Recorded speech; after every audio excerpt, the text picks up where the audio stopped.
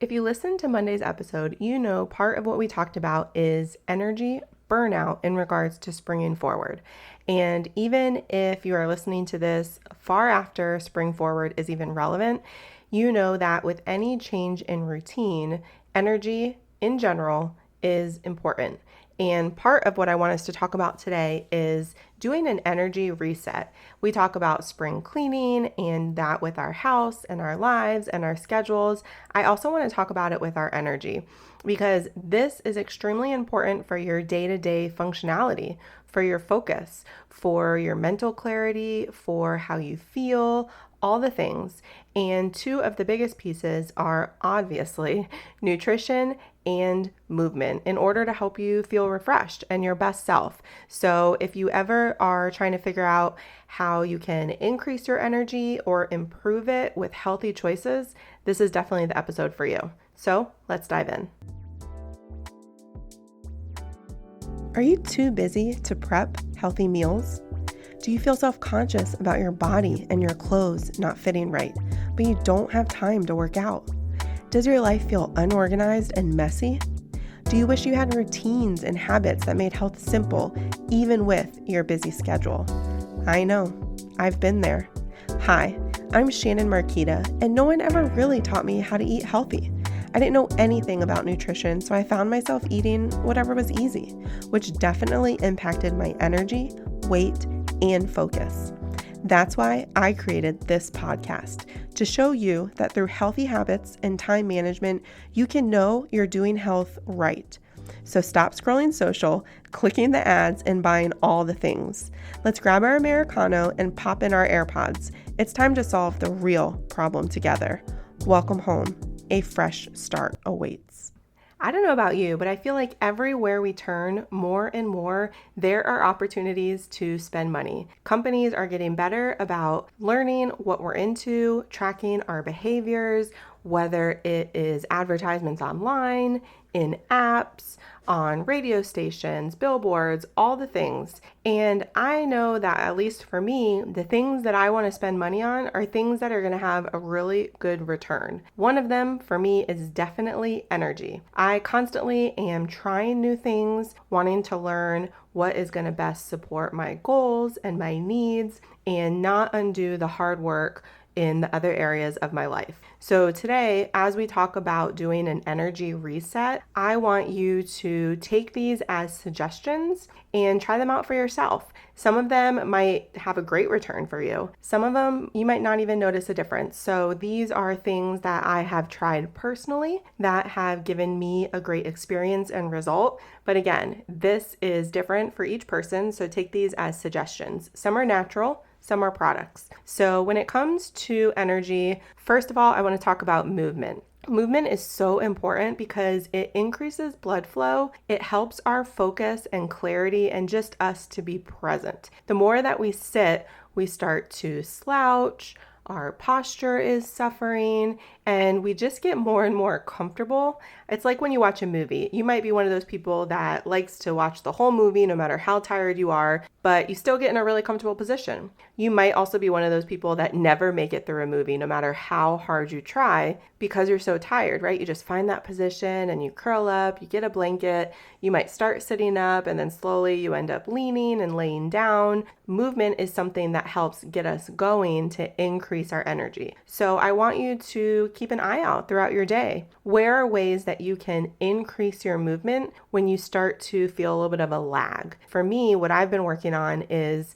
getting more steps in to help with blood flow in breaks that I have. So I'm not a big fan of talking on the phone, but it is necessary for work. And so what I've tried to do is times when I'm on hold, I might get up and start walking around. Or if I'm in a conversation where it is not requiring me to take notes or just write down different pieces of information, I'll get up and I'll start just doing some laps and paces while I'm talking on the phone because it helps me to focus while I'm talking, but it also is helping me to get in some steps and movement to increase my blood flow from probably having been sitting for a while. So for you, this might look very different, but just look for opportunities to be active because we do have to be intentional to find those chances. And then I also want to encourage you to get some fresh air. It's amazing what getting outside does for us. It like frees our mind. It just is a whole reset of changing the environment and the scenery and just making us feel like we're having a fresh start. So if you're able to get outside and get some vitamin D, that definitely is ideal. If you're able to do little walking breaks outside, that also is wonderful. Maybe when you're taking a break, you just want to go out and sit. That's also fine. Everyone's work is different, so I'm not sure exactly what your setup looks like, but I will encourage you when you're taking breaks, the more that you can get fresh air and some sunlight, it's going to rejuvenate you and it's just going to help your overall state of mind and energy to improve. Another thing that's really helpful is stretching. So if you do this in the morning, that's great. It's a nice way to wake up after sleeping to help wake up your muscles and get some blood flowing, and it just feels really good. But it is also good for circulation, which helps to wake up our brain and to help us refocus. So stretching and movement in the form of walks, or a lot of times if you're not able to go for a walk, doing little things like squats or lunges, or just anything that is going to help use your muscles, get circulation going and blood flow, and just really help us to wake up. So again, you know what your routine looks like. You know what your day-to-day looks like. These are mere suggestions, but for me, the more that I can incorporate movement in different ways in breaks, and sometimes I switch it up. Sometimes I might stretch. Sometimes I might go for a little walk. Sometimes I might do some squats or wall sits, and just, it could be as easy as 2 sets of 10. Whatever you have time for, anything is better than nothing. And then, although these are things that I want you to work into breaks, I also want you to be really intentional about finding an opportunity to work out. The more that we work out, it helps our energy longevity as a whole. So right now I'm in a routine of working out first thing in the morning because it gets me up, it gets me moving, it activates my muscles, and it helps my overall energy. And so it's just 30 minutes. Sometimes I do an hour, depending on what my schedule looks like. It's usually full body, but I encourage you, wherever you can work out. If it's first thing in the morning, that's great. If it's in the afternoon, maybe your lunch break, or in the evening, whatever it is, having some sort of regular workout routine is going to do wonders for your energy long term. And I don't want you to think that you have to work out every single day for hours and hours. Literally, I'm doing 30 minutes right now a day at least, but it's not even 7 days a week. So on the weekend, it might just be a walk. And during the week, it might be right now about 4 days a week that I'm doing this. So find out what works with your schedule. Definitely try to incorporate weightlifting somehow in there. So if you're doing squats, maybe you're holding some weights. If you're doing lunges, maybe you're holding some weights. It doesn't just have to be one or the other. The more that you can combine movements and activate as much of your body as possible, the better return you're going to see, not only for results from exercising, but also for your energy. The other side of energy from movement is your nutrition. Nutrition is extremely important. You might have heard the saying, you can't outwork a bad diet. So I want to know, what are you consuming every day? Is it intentional, or is it just whatever's easy, whatever's nearby, whatever I can grab and go? I'm definitely not hitting all the food groups. I have no idea about my portions. If any of that sounds familiar, you're not alone. I'm not judging you. I have definitely been there, but I need you to be more intentional. Remember how we talk all the time about making a plan and preparing. If we just try to live life on a whim, right? It's like the song, Living on a Prayer. You can hope for the best, but you have no control over it. And I don't want that for you. Sometimes we might get stuck. I do hope you always have some sort of snack. I tend to carry a protein bar in my purse, or know that I have some almonds or macadamia nuts, just something that if I really get in a bind, I know that I'm not going to get completely stuck. But for the day-to-day nutrition, I do have a routine. I know what I'm going to have for protein. I know that I'm going to get vegetables in my lunch or in my shake. I know what my carbs are going to be, and that they're also going to give me good fiber. That's intentional. I am not overcomplicating it. I am buying things often that are on sale and making my meal plan from that. And I'm making things in bulk over the weekend. So it's really easy after a long day to just go ahead and make something for dinner without staring at the fridge and then being tempted to either order something or not have dinner. So the more that we can be intentional, plan, and prep, the better. And the more that we are making good choices with our nutrition. So something that I heard a friend say a while back is if you're at the grocery store, they're all usually laid out similarly. You should do the majority of your shopping on the outskirts of the grocery store. So what does that mean? That means your produce, your fruits and vegetables. That means your meats that are fresh, right? That means your fresh dairy. It might be your milk or your cheeses. But usually the aisles in between the outer rim of the grocery store are all your snacky things, all your processed things, all your chips and cookies and crackers. And I'm not saying never to have those. Those are treats, but they shouldn't be the norm. The more that you can make your food and know what's in them, the better. But if you don't have that time either, that's also why I often talk about the Yuka app, Y-U-K-A. You can download it for free. You can scan any barcode. It gives items a score and it tells you why. So you start to learn about ingredients too. It tells you, hey, this ingredient is included in here and it affects your liver or your kidneys, or it could be bad for fertility. All the things. You want to know what you're putting in your body. There are good options that are boxed or prepackaged. They're just not the norm. So learning what you're buying for your household and your family is best so that you are also setting everybody up for success when they go to make dinner or reach for a snack or anything like that. So not only are you serving yourself as you're working on your nutrition and energy, but it's also a love language of how you're caring for your family and what you're providing. Because we all want to feel our best. So the more that we are moving and the more that we are making better choices for what we are consuming snack-wise and meal-wise, the better. In addition to movement and nutrition, some things that I want you to be mindful of is stress management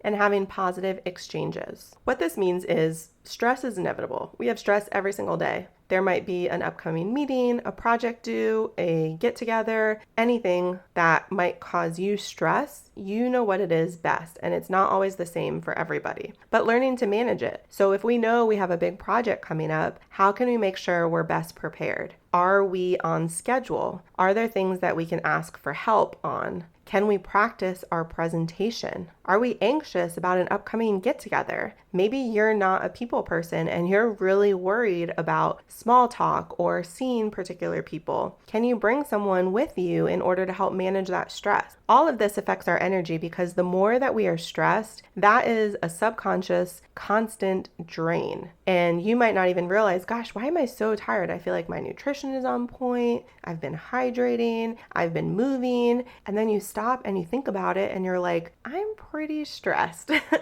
And I know for me, I use an Aura ring, which I absolutely love. So if you have one, I know you feel the same. If you don't and you're able to get one, I strongly encourage it because it just is my favorite. But it helps you to track your stress too. There's a normal amount of stress that's considered, but it'll also tell you, like today, you have more stress than a typical day. And then you sit back and you reflect, why? What's going on in my world? What's been going on in my life or relationships or work or upcoming things that just feel out of my control? And then you're like, oh, okay, yeah, that makes sense. Let me go ahead and let me reel that in. Let me maybe plan a conversation in order to talk it out. Or let me go for an extra walk or a workout to burn some of this stress and anxiety so that I can refocus. Whatever it is for you, stress management is definitely something that affects our energy. So the more that we can be intentional with controlling it and aware of what's causing it, the more that we can get a handle on it. And then positive exchanges is in regards to not just the close relationships, but also how you treat others. So for me, I get really stressed driving when I just feel like people have no idea what they're doing or where they're going. And I'm just thinking, can you please pull over and figure out what you want to do today?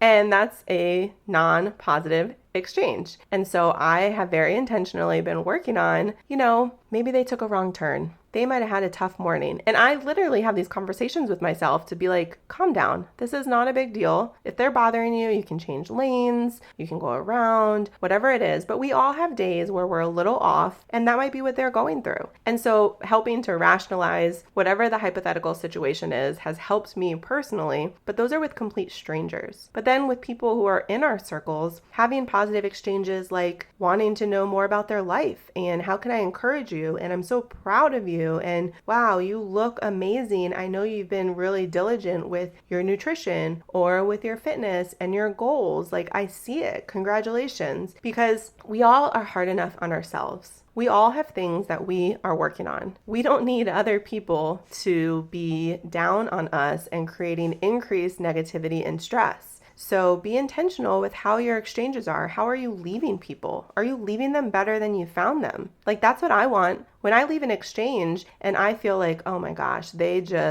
was heavy. That was a heavy exchange. I felt really judged or criticized. I did not feel like I enjoyed that time. It makes you want to spend less time with people like that, but it also makes you want to be less that way because you know how it feels. So breathe life into people, be encouraging, ask how you can support them. Try to always leave people better than you found them.